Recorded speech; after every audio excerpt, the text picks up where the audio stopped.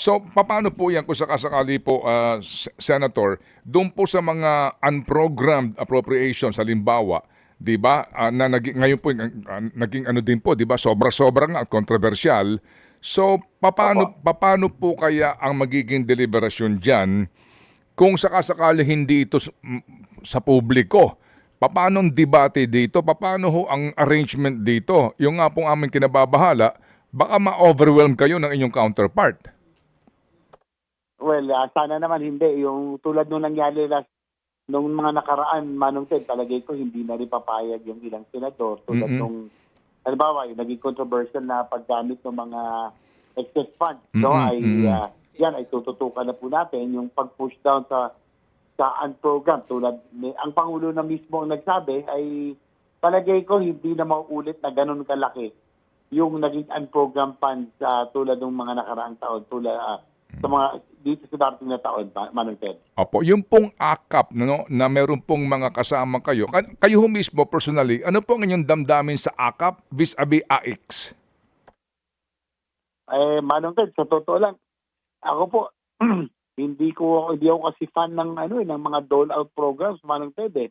Pero although sa akin, ito'y nakakatulong para doon sa poorest of the poor, Mm-mm. pero mas malaki, parang nalalakihan lang ako masyado na sa tingin ko, mas magandang mag-invest tayo sa mga infrastructure dahil ito po ang investment, dahil ito ang magbibigay ng trabaho at hanap buhay. Mm. We will create growth areas in the future. So, ako naman po ay, ang Senado po, ang sentiment, kung meron, bakit po ang House lang, merong akap, Mm. dapat po, meron ding stay ang Senado dyan. Kumbaga sa ngayon, sana pag-isahin na lang.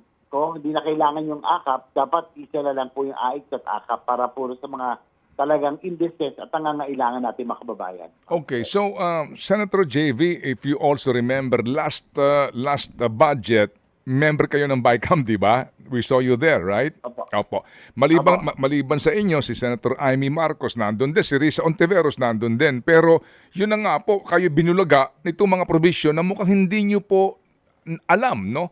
Opo. So ano ang leksyon ninyo ngayon dito po sa BICAM na ito para po naman hindi rin po nakakahiya na kung kailan na po nakalusot at kayo miyembro po ng BICAM mismo, parang lumalabas po na hindi yun napag-aralan o kaya po kayo nalusutan? Well, taking from the lessons learned last year, Manong Ted, talagang, tama ho kayo, talagang nagulat din ang iba sa amin doon sa mga tulad ng provision na isingat sa GAA. Siguradong hindi na mauulit yan dahil po naging controversial at siniguro namin at nangako naman ang ating financier ngayon na Senator Grace po na hindi na po papayagan yung pong halimbawa pondo ng PhilHealth, hindi na po natin papayagan na ito'y magamit para sa ibang paraan.